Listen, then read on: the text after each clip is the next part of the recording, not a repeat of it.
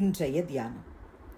கர்த்தர் எனக்கு தேவனாய் இருப்பார் என்றும், நான் அவர் வழிகளில் நடந்து அவர் கட்டளைகளையும் அவர் கற்பனைகளையும் அவர் நியாயங்களையும் கைக்கொண்டு அவர் சத்தத்துக்கு கீழ்ப்படிவேன் என்றும் நீ இன்று அவருக்கு வாக்கு கொடுத்தாய். உபாகமம் 26:17. ஆண்டவரும் இரட்சகருமாகிய இயேசு கிறிஸ்துவின் நாமத்தினாலே இந்த காலை வேளையில இன்றைய தியான நிகழ்ச்சியின் வாயிலாக உங்கள் ஒவ்வொருவரையும் சந்திப்பதில் நான் கிறிஸ்துவுக்குள் மிக்க மகிழ்ச்சி அடைகிறேன். பிரியமானவர்களை, தேவனாகிய கர்த்தர் மோசே கிட்ட எதெல்லாம் சொன்னாரோ அதெல்லாம் மோசே தம்முடைய ஜனங்களுக்கு சொல்லுகிறதை இந்த உபாகமத்திலே நாம் பார்க்குறோம். பிரியமானவர்களே, குறிப்பாய் அவருடைய ஜனங்கள், இஸ்ரவேல் ஜனங்கள், கர்த்தர் எனக்கு தேவனாய் இருப்பார் அப்படின்னு சொல்லிட்டு, நான் அவர் வழிகளில் நடந்து அவர் கட்டளைகளை அவர் கற்பனைகளை அவர் நியாயங்களை கை கொண்டு அவர் சத்தத்துக்கு கீழ்ப்படிவேன் என்று நீ இன்று அவருக்கு வாக்கு கொடுத்தாய். அவருடைய ஜனத்துக்கு சொல்றார். இந்த 26ஆம் அதிகாரம் 1 படித்து பார்த்தீங்கன்னா கர்த்தர் எதெல்லாம் செய்யணும் அப்படின்னு சொல்றார். 25ஆம் அதிகாரத்தில் கர்த்தருக்கு விருப்பமில்லாத காரியத்தை செய்கிற யாராக இருந்தாலும் சரி, அவங்களுக்குரியதை கர்த்தர் அவர் செய்து முடிப்பார். தவறு செய்கிறவங்க யாராக இருந்தாலும் சரி, அவங்களுக்கு தண்டனை உண்டு. யாராக இருந்தாலும் சரி, அவங்களுக்கு தண்டனை உண்டு. எந்த ஒரு சின்ன காரியமோ பெரிய காரியமோ இந்த 25ஆம் அதிகாரத்தில் ஃபுல்லாக வழக்கு போன்ற காரியங்கள், நியாயம் விசாரிக்கப்பட வேண்டிய காரியங்கள், குற்றவாளியை குறித்து, அவங்களுக்கு கிடைக்க வேண்டிய காரியங்களை குறித்து மிக தெளிவாக 25ஆம் அதிகாரம் 1-19 வரைக்கும் கர்த்தர் சொல்லிட்டு வர்றார். உன் தேவனாகிய கர்த்தர் நீ சுதந்தரித்து கொள்ள உனக்கு கொடுக்கும் தேசத்தின் சுற்றுப்புறத்தாராகிய உன்னுடைய சத்துருக்களை எல்லாம் உன் தேவனாகிய கர்த்தர் விலக்கி உன்னை இளைப்பார பண்ணும்போது நீ அமலேக்கின் பேரை வானத்தின் கீழ் இராதபடிக்க அழிய பண்ண கடவாய். இதை மறக்க வேண்டாம். எதை செய்யணுன்றதெல்லாம் சொல்லிட்டு வர்றார். பிரியமானவர்களே, 26ஆம் வசனத்தில் உன் தேவனாகிய கர்த்தர் உனக்கு சுதந்திரமாய் கொடுக்கும் தேசத்திலே நீ போய் சேர்ந்து அதை கட்டி கொண்டு அதில் வாசம் பண்ணும்போது உன் தேவனாகிய கர்த்தர் உனக்கு கொடுக்கும் உன் தேசத்தில் நீ பயிரிடும் நிலத்தின் கனிகளில் எல்லாம் முந்தின பலனை எடுத்து ஒரு கூடையிலே வைத்து உன் தேவனாகிய கர்த்தர் தமது நாம விளங்கும்படி தெரிந்து கொண்டிருக்கும் ஸ்தானத்துக்கு போய் அந்நாட்களில் இருக்கும் ஆசாரியனிடத்தில் சென்று அவனை நோக்கி, கர்த்தர் எங்களுக்கு கொடுக்க நம்முடைய பிதாக்களுக்கு ஆணையிட்ட தேசத்தில் வந்து சேர்ந்தேன் என்று இன்று உம்முடைய தேவனாகிய கர்த்தருடைய சந்நிதியில் அறிக்கையிடுகிறேன் அப்படின்னு சொல்வாயாக. அப்போ கர்த்தருடைய வாயாய் இருந்து மோசே இஸ்ரவேல் ஜனங்கள் கர்த்தர் சொன்னதெல்லாம் சொல்லிட்டு வர்றார். ஃபுல்லாக நீங்கள் 1ஆம் வசனத்திலிருந்து பிரியமானவர்களே 19ஆம் வசனம் வரைக்கும் படித்து பாருங்கள். அவர் சொல்கிறதெல்லாம் கேட்டுட்டு அந்த ஜனங்களும் என்ன செய்கிறாங்கன்னா, கர்த்தர் எனக்கு தேவனாய் இருப்பார் அப்படின்னு சொல்லுவாங்களாம்.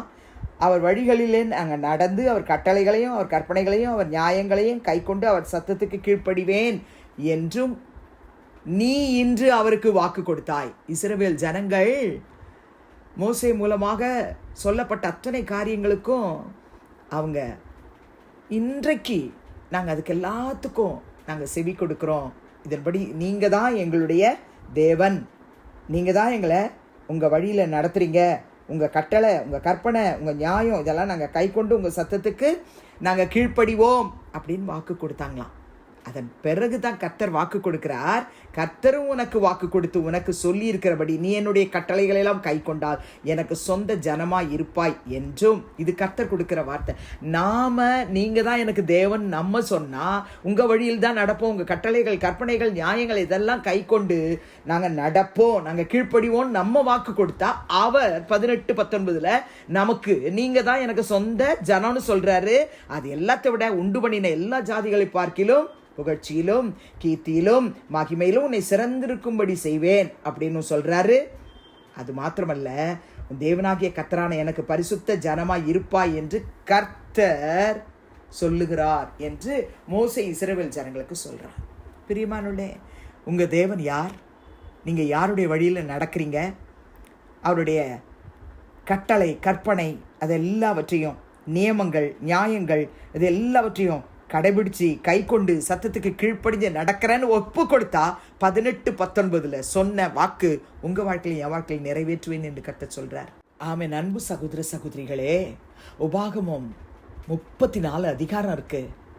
முடிஞ்ச அந்த புத்தகத்தை ஃபுல்லாக படித்து பாருங்கள் பிரியமானே. இஸ்ரவேல் ஜனங்களுக்கு மோசே மூலமாக கர்த்தர் சொல்கிற ஒரு வேர்டும் நம்ம லைஃப்பில் நம்ம கீப்பப் பண்ணோம்னா, நம்ம வாழ்க்கையில் கடைபிடிச்சோம்னா, நம்மளை உபாகம் 26:18 சொன்னார் இல்லையா, அந்த வசனத்தின்படி 19 சொன்னார் இல்லையா, புகழ்ச்சி கீர்த்தி மகிமை எல்லாத்துலையும் சிறந்திருக்கும்படி செய்வார். பரிசுத்த ஜனம் என் மகன் என்று நம் ஒவ்வொருவரை குறித்தும் சொல்லுவார் பிரியமானவர்களே. 147 சங்கீதம் 19:20 சங்கீதக்காரன் எழுதுகிறார், யாக்கோபுக்கு தம்முடைய வசனங்களையும் இஸ்ரவேலுக்கு தமது பிரமாணங்களையும் தமது நியாயங்களையும் அவர் அறிவிக்கிறார். என்னை கேட்டுக்கொண்டிருக்கிற சகோதர சகோதரிகளே, உங்களுக்கும் எனக்கும் கர்த்தர் தம்முடைய வசனத்தை ஒவ்வொரு நாளும், தமது பிரமாணங்களை ஒவ்வொரு நாளும், தமது நியாயங்களை ஒவ்வொரு நாளும் அறிவிக்கிறார்.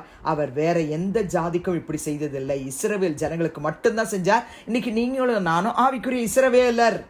ஆனால் அந்த வசனம் முடியுது, அந்த ஜனமோ அவருடைய நியாயங்களை அறியாமற் போகிறார்கள். நீங்களும் நானும் கர்த்தருடைய வார்த்தையை அறிந்து, உபாகம் 26:17 எப்படி இஸ்ரவேல் ஜனங்க வாக்கு கொடுத்தாங்களோ கர்த்தர்ட்ட, நீங்க தான் எங்களுடைய தேவன், அப்படி சொல்லலாமா? பரலோக பிதாவே, இயேசுவின் நாமத்தில் உம்முடைய சமூகத்துக்கு நாங்கள் வருகிறோம். கர்த்தர் எனக்கு தேவனாய் இருப்பார் என்றும், நான் அவர் வழிகளில் நடந்து அவர் கட்டளைகளையும் அவர் கற்பனைகளையும் அவர் நியாயங்களையும் கைக்கொண்டு அவர் சத்தத்துக்கு கீழ்ப்படிவேன் என்றும், இந்த காலையிலே யார் யார் உமக்கு வாக்கு கொடுக்கிறார்களோ, உபாகம் 26:17 படி அவர்களை கர்த்தர் நீர் உமக்கு சொந்த ஜனமாகவும் தேவரீர் உண்டு பண்ணின எல்லா ஜாதிகளை பார்க்கிலும் புகழ்ச்சியிலும் கீர்த்தியிலும் மகிமையிலும் சிறந்திருக்கும்படி செய்வீராக. கர்த்தரான உமக்கு பரிசுத்த ஜனமாக நீர் அவர்களை தெரிந்தெடுத்து ஆசீர்வதிப்பீராக என்று வேண்டுகிறோம். துதிகன மகிமையை உமக்கு செலுத்துகிறோம் இயேசுவின் நாமத்தில் பிதாவே, ஆமென். கிறிஸ்துவுக்குள் பிரியமானவர்களே, இந்த நாளிலே கர்த்தர் தாமே உங்களோடு கூட இருப்பாராக, உங்களை ஆசீர்வதிப்பாராக, உங்களை நடத்துவாராக. ஆமென்.